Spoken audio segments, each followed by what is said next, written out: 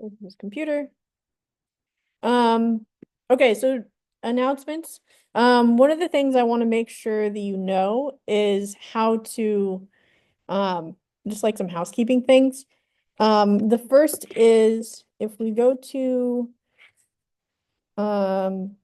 Canvas, we're okay, now that I said that, I'm not exactly sure. I think it's if you go to Canvas and you go to notifications.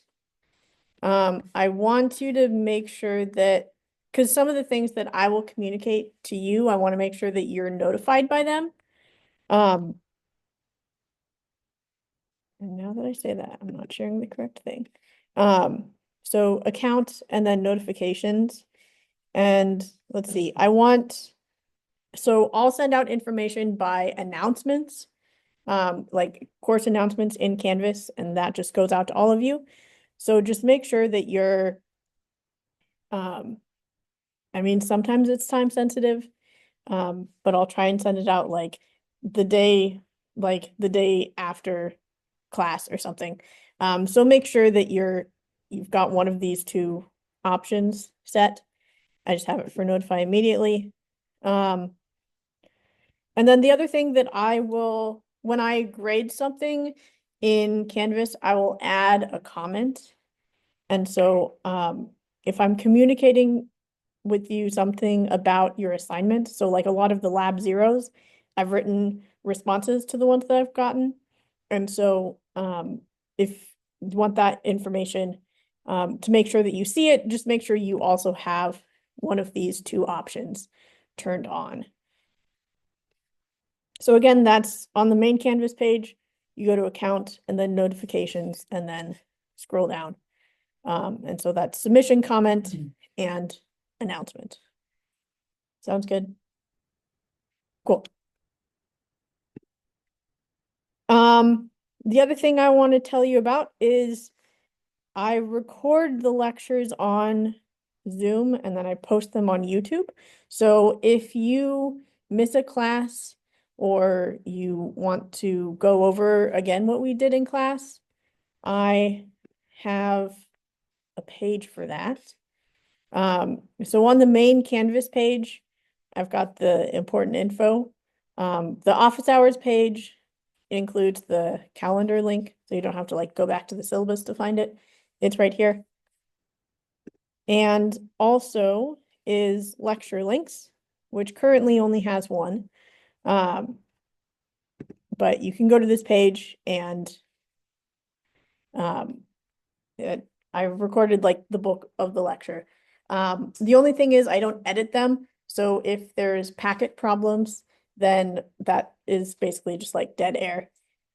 So if you're watching along, then if you miss a class, then you have a chance to fill it out on the same scale that everybody else has. So this is a resource for you, not required to watch it in any way, just letting you know that it's there.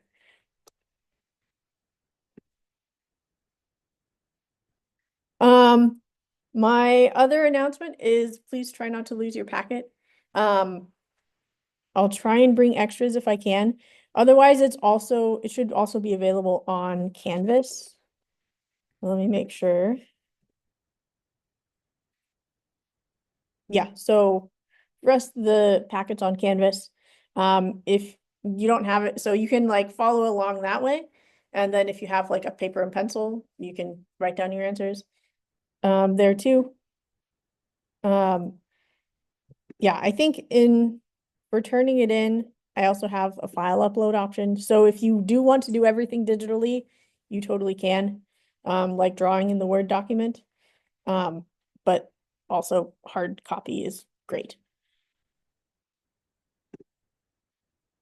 All right, any questions before we move on?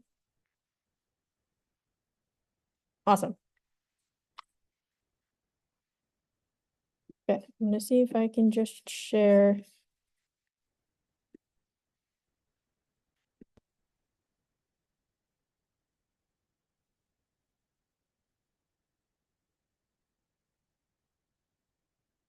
Okay. So last time we started with our introductory chapter, and this is giving us just an overview of what are we doing here? What sort of thing are we talking about? We'll get into more strict definitions and looking at things in future chapters. This is sort of our bird's eye view where we're exploring what it means to be working with graphs. So we talked about like the public transit maps where we're looking at only the necessary information. So there's some sort of abstraction that's happened where we don't care. And for the map on the left, we don't care about what are the streets, like where is the water, where are the parks. We don't care about that. We just care where are the stops, what lines are the stops on, where can you transfer. And again, for the BART, it's similar level of abstraction. There is some information of like, here is the water. There are some bridges here. But again, it's not like a strict map. And if you go on the train, it'll be this same information just moved around and shifted to fit in like a neat little box that they can display on the train. So the orientation here also doesn't really matter. So we did this packet problem where it's finding the shortest distance, where distance is, or what is distance? No, it was time. Where each of these edges, we call them, have a number associated with them. And to go from one place to the other, we're looking for the smallest number that you can add up. And so this is like way, way more abstracted than even the BART map, right? The cities are just dots and the roads are just lines. We've taken away so much information and kept only the things that for this application that we care about. And then going on from that, the chemistry analogy is that the information on the bottom has also like lost some information as we go, where it doesn't tell us how these molecules are arranged in space. We just like copy it down so it's flat and all in one line. Okay, the next problem we looked at was the three utilities problem, which is a really famous example where we have three houses and we want to connect them to three utilities, but let's say these neighbors hate each other and so they don't want their utility lines to cross. And so the question is, we've drawn everything except a line from B to water. And the question is like, can we do that? Drawing it just on a flat sheet of paper? And the answer turns out is no, if we're doing it on a flat sheet of paper. Okay, let's see. We also did problem 3 on the worksheet of which of the wires can you redraw without, or which of them can you redraw so that none of them cross? And then I think we stopped around problem 4. So, which is looking at abstraction, where we are taking some of the representational details and extracting those. So that's like if we're at Yosemite and on the valley floor, I can see people, I can see traffic cones, I can see like the tape saying don't go off the path. But when you go up to the top of the valley, you don't really see any of that. It's all kind of muddled and you see the valley as a whole instead. So I think, did you finish problem 4? No. Okay, so I'm going to give you some time to do problem 4. And I would like you to, once you're done, I've got whiteboard markers if you want to throw your ideas up on the boards. That way we can kind of see what you all are thinking. Okay, so yeah, so just work with the people around you and I'll come around and give you markers. We can use the front board too.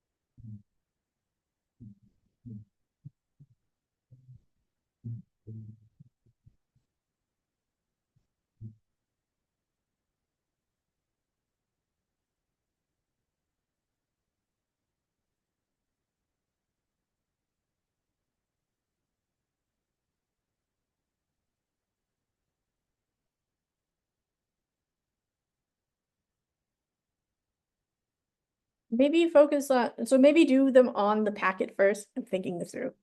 And then choose one of the things, maybe one of the ones that you make up and put that on the board.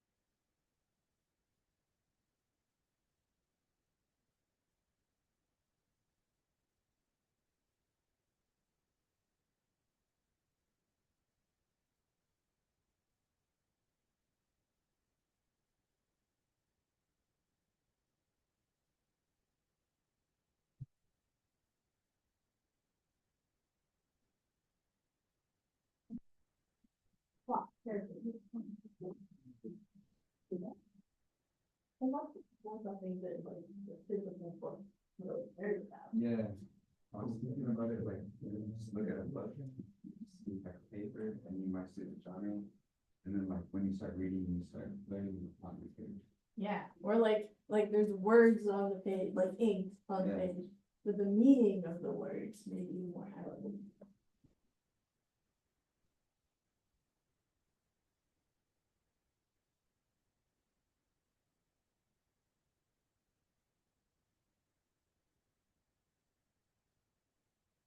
Okay, take the next few minutes and regardless of how far you've gotten, put one of the things that you're thinking about up on the board.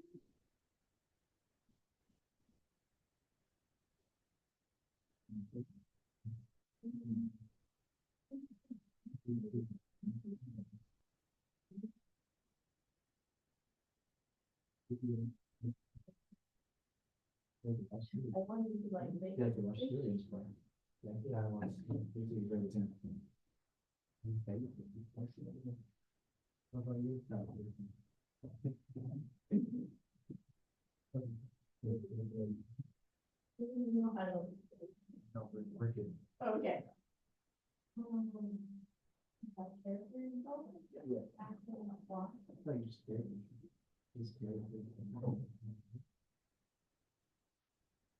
Yeah, so like this is the thing about abstraction, is there's different levels of abstraction. And so, like, you could go like through the book of like, through the physical qualities of the book, it's like the meaning of the things of the book. Or you could go, you could start here as the low level of like, there's plot and there's characters, but there's like a metaphor and like themes that the plot contributes to. And so, yeah, so there's different levels. You choose what level you start at. Okay, we've got wings, seats, and engine, jet engine, propeller, fuel type. Explain this to me. Talk to me. So, the low level, I have like seats, wings, engine. Well, I did plane first of all. Yeah. And every plane has like wings, seats, and some sort of engine, right? But then I got to the high level details, and I got to like specifics, like the plane could either have like a jet engine or like a propeller. The fuel type might be different. Right, so you gotta do jet fuel, like gasoline, like. Yeah. And then some things have like wooden. Okay. Yeah, I feel almost like I would swap the two. Where, like if you're, like I have a car, right? And my car uses a certain kind of oil. But at an abstract view, like at the mountaintop view, I have a car and it uses oil. And that's the more like high level view. So I would argue that like the engine and the seats and all of that, those are more high level ideas. Where like the details that we're looking at are more low level. And this kind of happens in programming too, you know, like when we're working with actual like doing the itty bitty operations, those are more low level things. But when we look at how the program that you wrote works as a whole, we're kind of abstracting it and we're looking at high level things.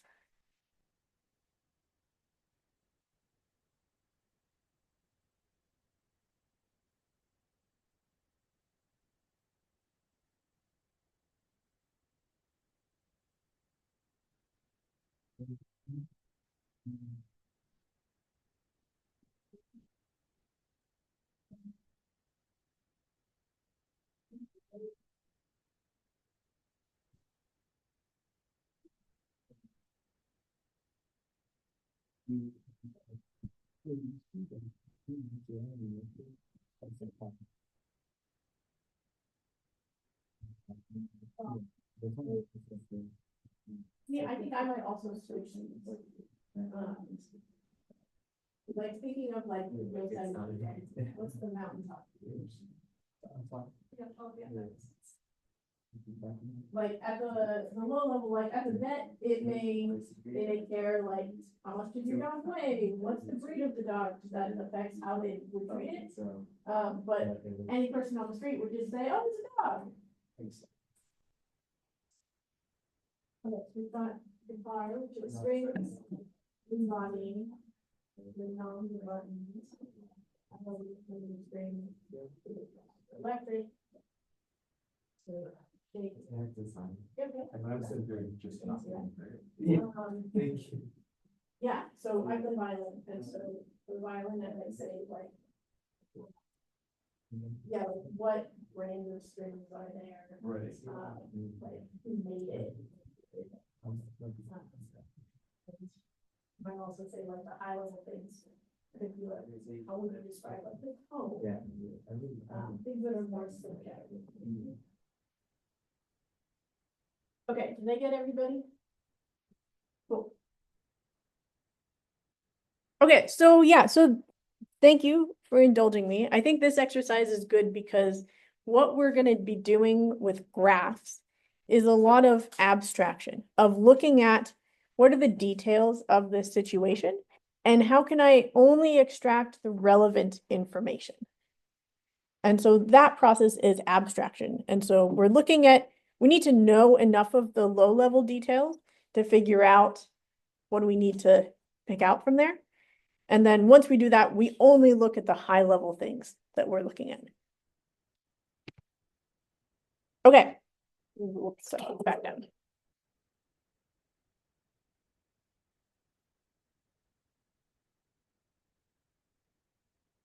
Okay, so that was problem 4. So then problem 5 starts with just fill in the blanks, where when we're trying to put words to the things that we're going to talk about, roughly we're talking about a vertex, which is just going to be a dot or a node, or a small circle. And so if we go back to the cities diagram, all of these dots, those represent cities. Those are vertices. For the singular, San Francisco is a vertex. So the singular is vertex, plural, all of these cities are vertices. And then the lines connecting them, those are called edges. You'll hear other names other than edges. They're technically synonymous, but edges is like, we call them edges. That's the term that I think majority of people use.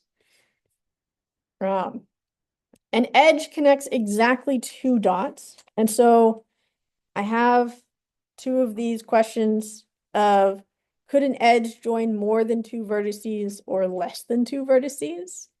So from this definition, the answer is no. But I want us to think about it for a second. If so we've defined it as we have a dot and there's a line between them. Could it make sense for an edge to join 3 things?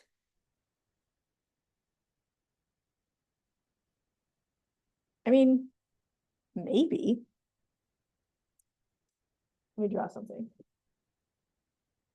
This is so going forward, we'll go with this definition of an edge connects exactly 2 vertices. But I want us to kind of explore for a second and think like, what if?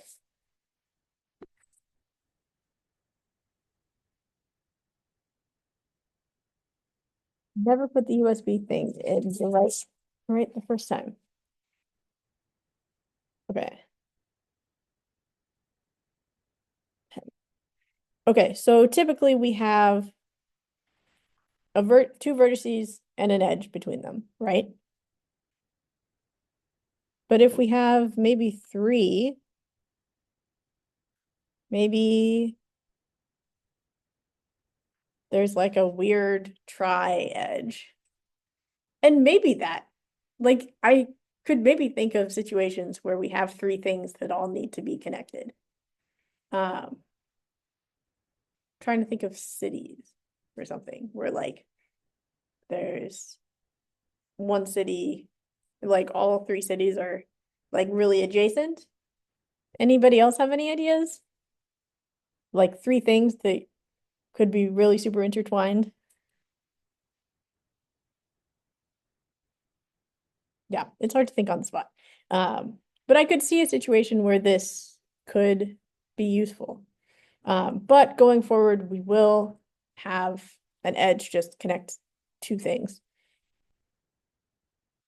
Does it make sense for an edge to join less than two vertices? Like, so less than two meaning one, right? So if we have something like this and maybe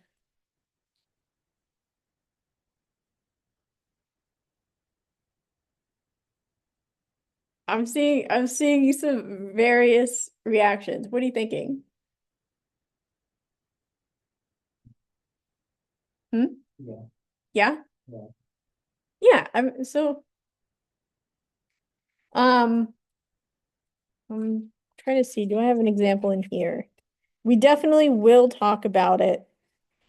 Um, oh wait, I do have an example.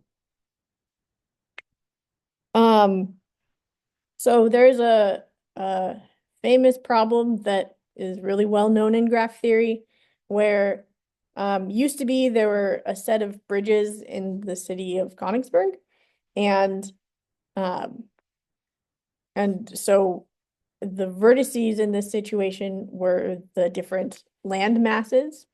So like C is up here, A is this little island in the middle, B is down here, and D is over on the right. So the vertices are the land and the edges are the bridges.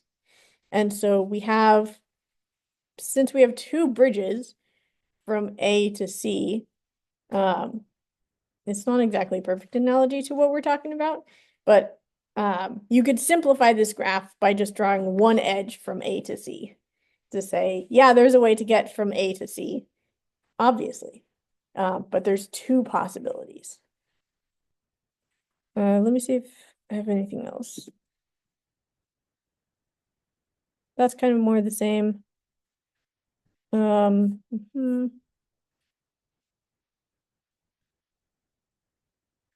Okay, I don't think I have anything in here, but when we look at the next chapters, we definitely will.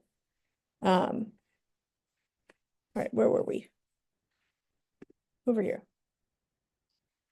Okay.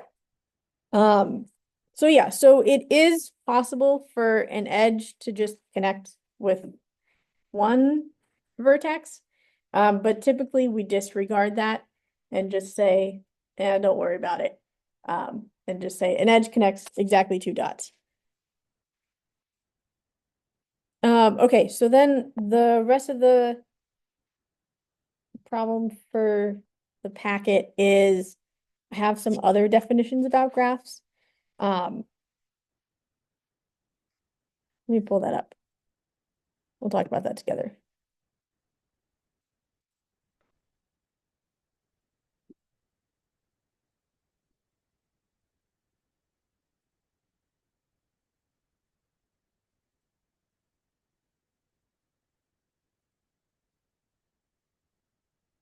I think I closed it. So.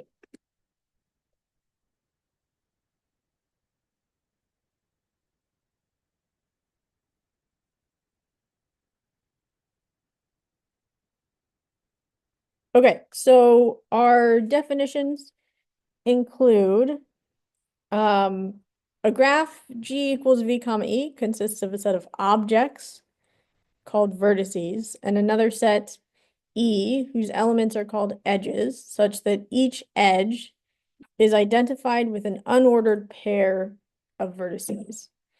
So that's one of them. And then a graph G is a finite non-empty set V of objects called vertices, singular vertex, together with a set E consisting of two element subsets of V.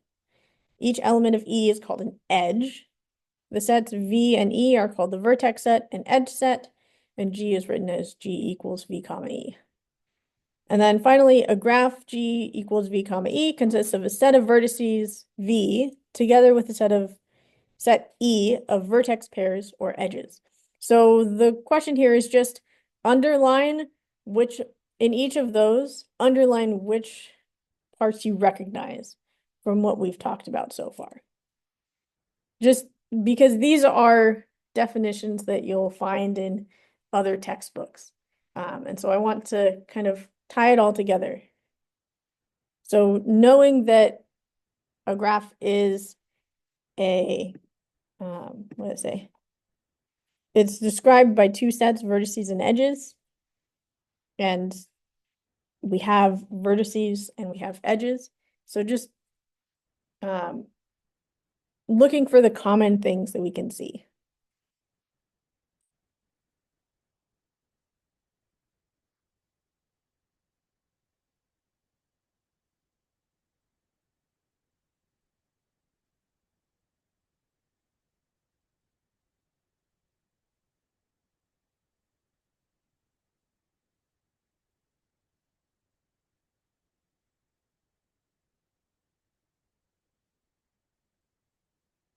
Okay, here, I'll put the PowerPoint back up and then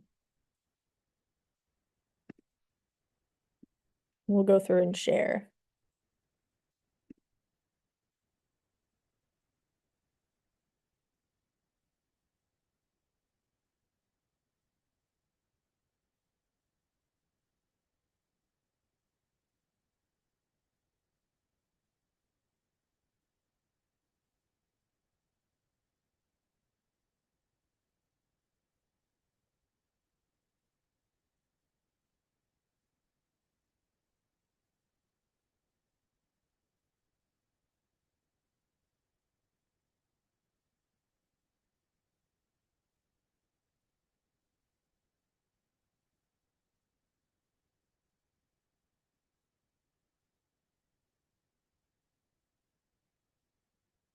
All right, I'll give you one more minute, then we'll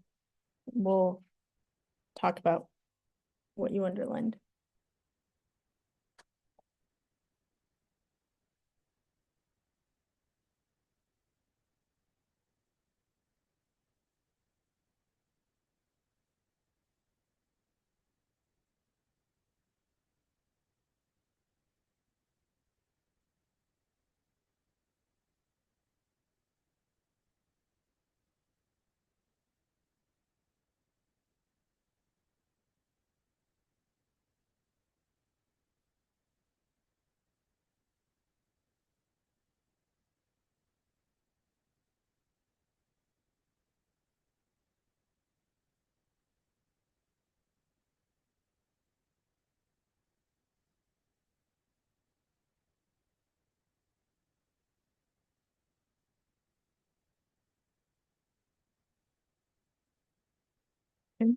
I'm just now realizing that I don't know that I put the exact sentence for the graph. Oops, sorry about that.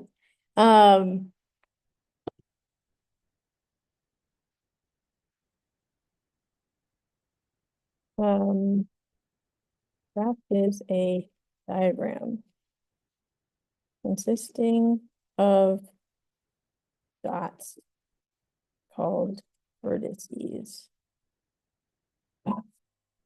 joined by edges, or no, lines.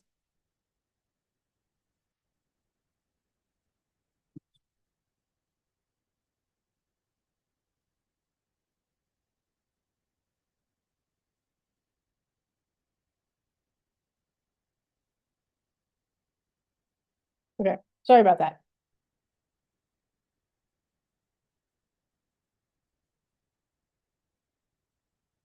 Okay, so what sort of things did you underline in the definitions? Like what words did you underline?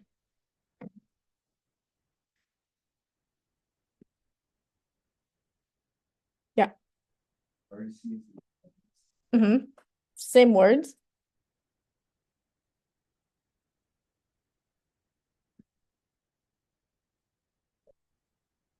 Mm-hmm. Unordered pair. Yeah, those are the edges. Subsets. Mm-hmm. Yeah, cool. Anybody else? Adding on to that, I also underlined, an unordered pair of VI and VN. Mhm. Because that's like kind of connected. Yeah. So, Yeah, cool. that's fine. Finite. Anything else? Okay, so these definitions have like a lot of math in them, as you can tell.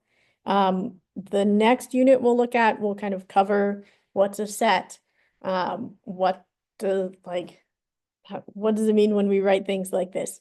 So if this is super overwhelming, we'll talk about it. I just want to give you a chance to like look at it now, and then hopefully later you'll be able to read one of these definitions and being able to like abstract the definition that you actually need to know of, oh yeah, like there's a set of vertices and a set of edges, and together they make the graph. That's the goal. Does anybody have any questions that they wrote down about the definitions? Go for it. Single standardized definition. Why isn't there a single standardized definition? Great question. I would argue that there kind of is, and all of these kind of get there. Yeah. Because at its core, when we're talking about graphs, we're talking about two sets of things, the vertices and the edges.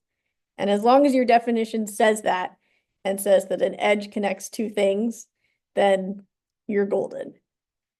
These guys are just like explaining that in different ways. You can look up a bunch of, so I got these definitions from different textbooks that the library had. If you go to the library and pull out different textbooks, you're going to get more definitions, but all of them are going to have the same core idea as this. There's a vertex set, there's an edge set. Any other questions? Yeah.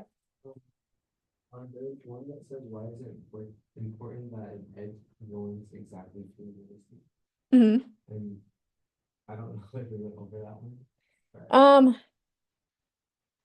A little bit. There's not necessarily an answer. I think the answer that I would go with is that's what we've decided for now.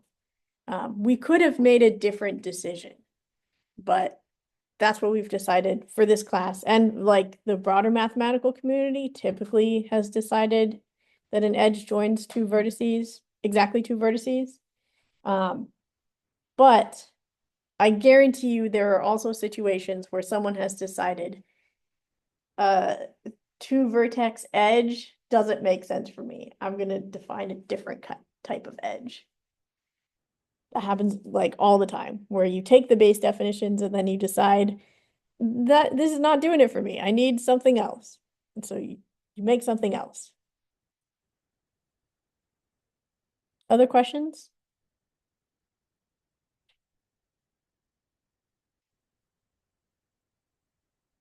Okay, cool.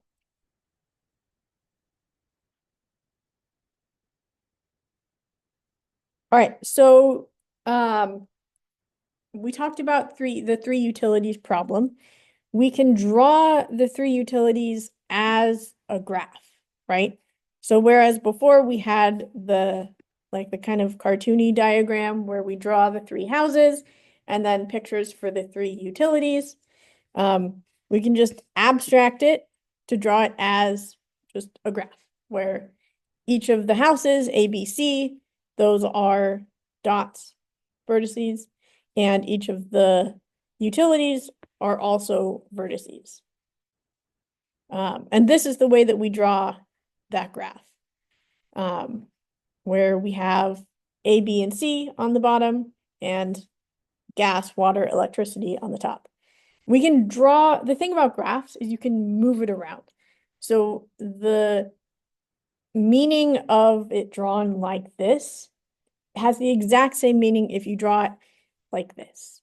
You can move things around. The orientation of the vertices doesn't matter. As long as the edges are the same, like A connects to electricity, C connects to water. As long as those edges are in both versions, then you're fine.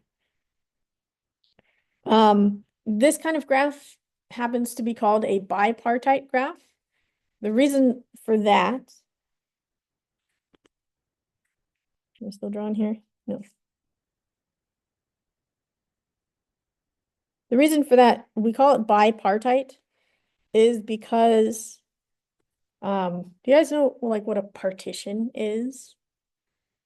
So let's say I didn't think of this example beforehand, but like if I have like a bunch of stuff, maybe like the example that came into my brain is like if I have like a plate of rice and I take something and it's like put it in the middle, shove all of the stuff on the left to the left, shove all the stuff on the right to the right. I've created a partition where now there's one group of things and another group of things. And so these are two partitions where we've got the utilities on top and the houses on the bottom. And it happens that these,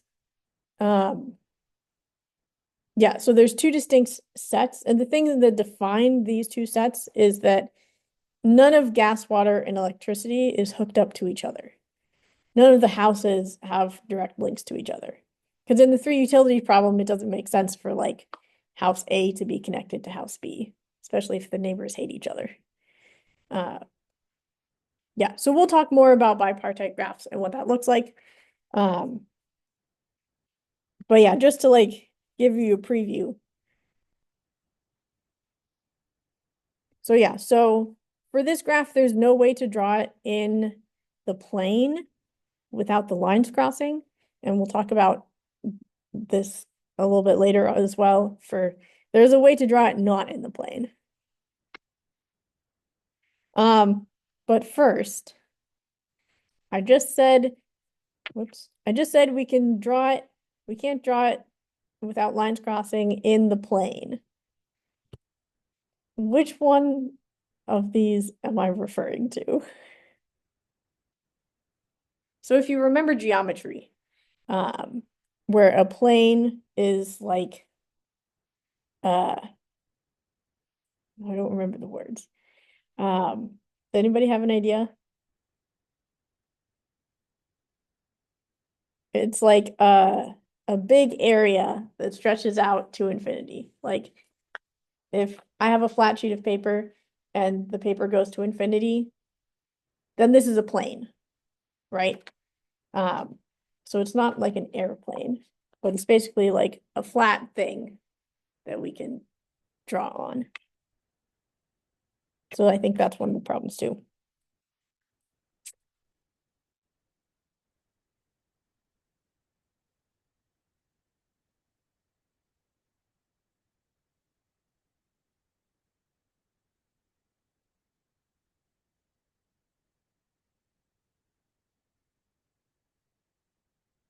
Okay. All right, so in terms of why we use graphs, graphs are going to be used whenever there's some interconnection or relationship between objects. So some of the examples that like the textbook has are if you have football or soccer games and you can draw like these teams play each other. And so sometimes teams play each other more than once. So like in this graph, Everton and Chelsea play each other more than once. But for some like subset of the games, Liverpool and Everton only play each other once.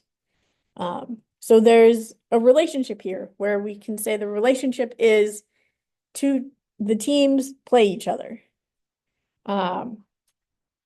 Maybe for like a book or a movie, we can say, I don't know, the characters have a conversation. That could be a graph where we say the vertices are all of the characters in this story, and then if they ever talk to each other, then we draw an edge between them. The other one is friend groups. So you can say like let's see, who do we have here? We have Brenda, who is friends with Sally, Bob, Bill, and Becky. And also other people are also friends. So like Sally is friends with Bob, Bob is friends with Bill, Bill is friends with Becky, and Becky is friends with Ted. But Brenda doesn't know Ted. So if they're not friends, then we can't draw an edge between them. So you can see this. I know nobody uses Facebook anymore, but like Facebook is, or I guess Instagram works. Like if you and another person follow each other, you could draw an edge for that. Yeah. The other example is a maze where yeah, there's an interesting problem in the textbook where it represents a maze as a graph and then said like here's how we can figure out the route from like point A to point L. Okay, so then there's a series of 3, 7, 8, 9. Yeah. So there's a series of 3 problems in the packet. The 7 is the friendship graph. 8 and 9 are the maze graphs.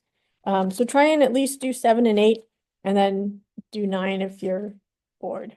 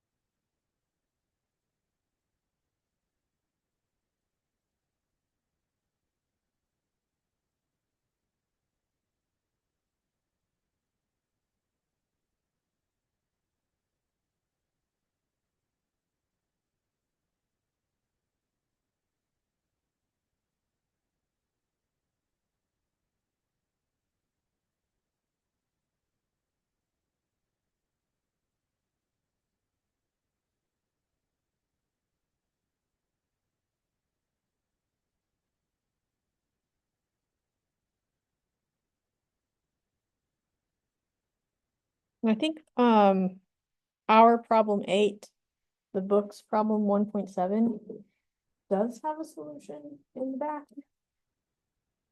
Let's see.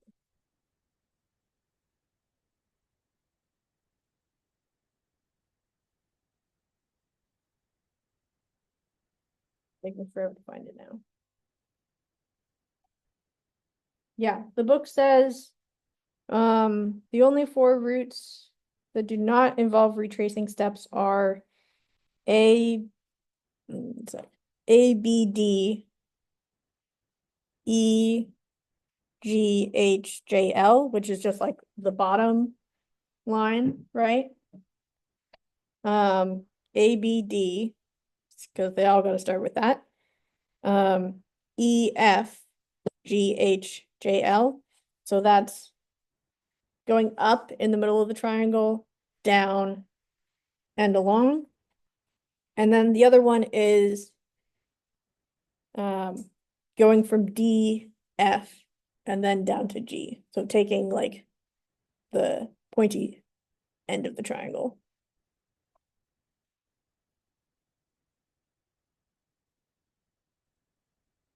Cool. All right. I'll leave you if you're bored later or you want to challenge, I'll leave you problem 9 for that. But let's keep going. Got maybe 15 minutes left. Okay, so we've gotten back to the bridge problem where in the city of Königsberg, Königsberg? Um, it's like a urban legend that the people of the city would try and figure out how can we go through the city, cross every bridge exactly once, and return to where we started. So like maybe we start, I'll draw on this.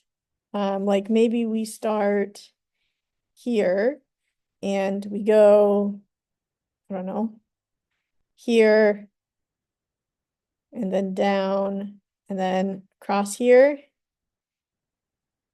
But then like here's where we run into the problem, right? Like if we go to the little island, we've taken all the bridges already. Or if we go up to the top, we've also taken all of those bridges already. So problem 10, I'll let you think about it for a second. If you already know the answer, but yeah, try it out. See, talk with your neighbors. You think you can do it? Seems simple enough. There should be a way.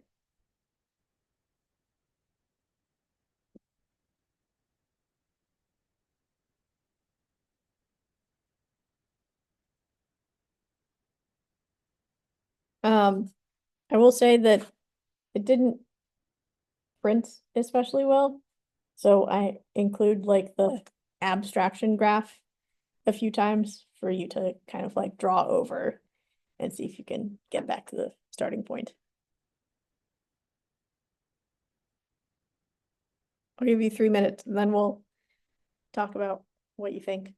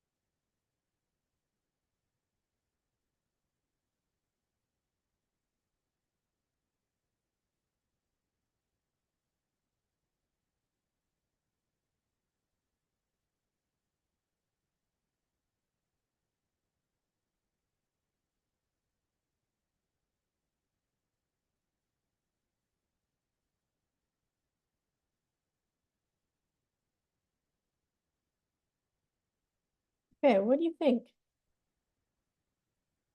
Anybody come up with a way?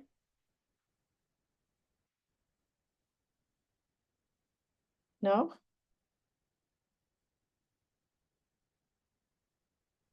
You think a way exists? No? Okay, so the answer is no. This is one of like a really famous problem that oh gosh. I want to say it was Euler, but I don't know if that's actually it. Um, let's look it up.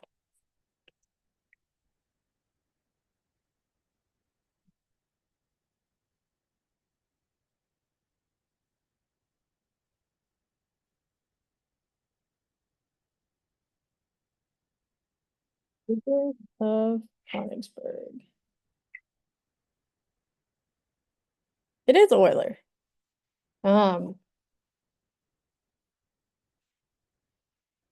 Yeah, so Euler actually ended up proving that there is no solution. Euler is one of like the big graph theory guys. So a lot of the things that we study, he had a hand in of like a lot of the famous problems. Um, he, this guy, let's see.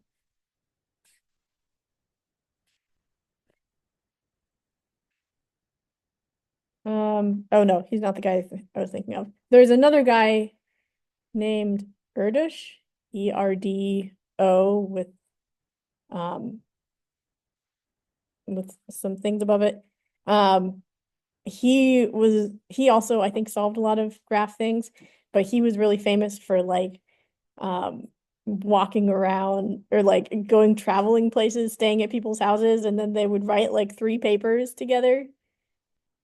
And then he would go on stay at somebody else's house, and they would write papers together.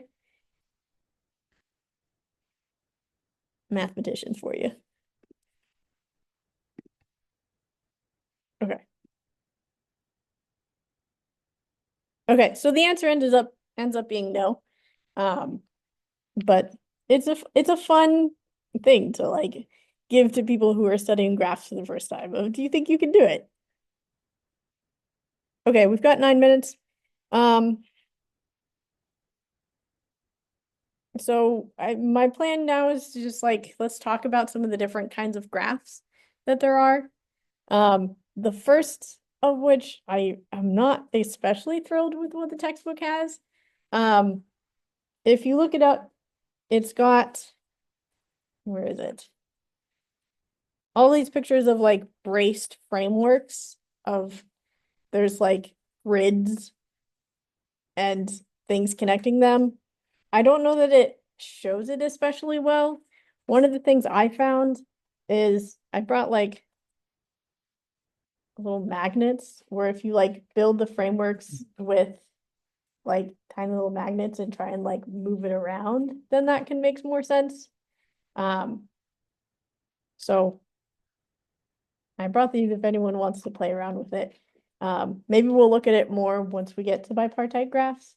I think the three utilities problem provides a better like intuitive understanding of what bipartite graphs are, where there's like two independent sets and there's edges between them, but not inside of them.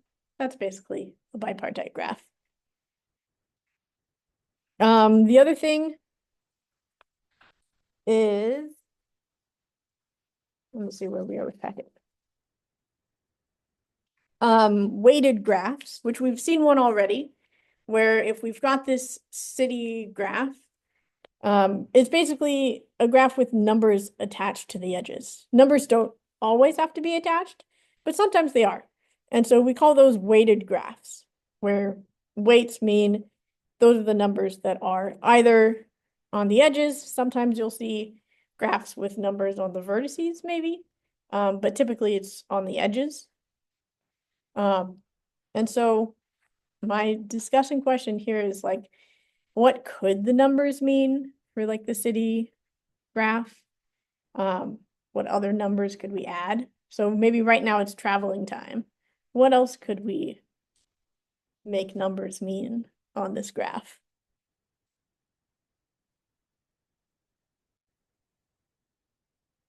Yeah.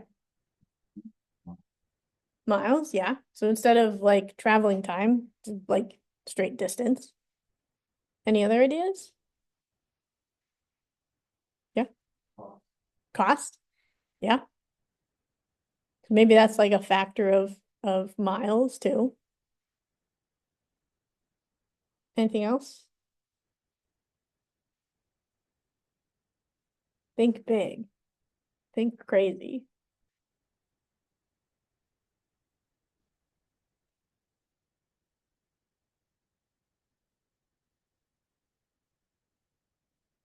Yeah. Another thing like highway numbers. Highway numbers? Yeah, absolutely.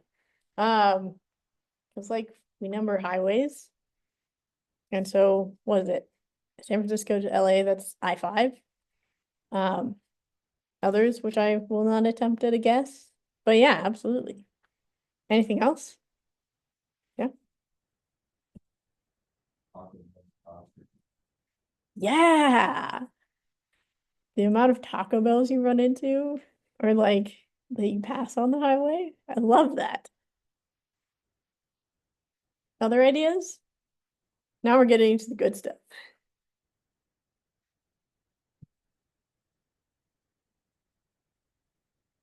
One of the things I was thinking of is like if you have travel time, you could also factor it into, let's say, um, I don't know, my roommate's like obsessed with the Bad Bunny album.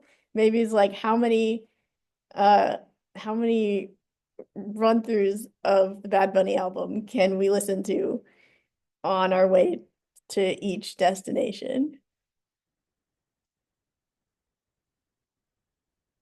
Any other wild and crazy ideas?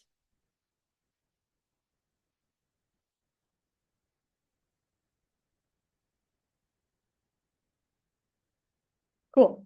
So that's the idea. Like weighted graphs, typically in textbooks you'll see as like uh, a very like simple like cities travel time examples, but we can make the numbers mean whatever we want.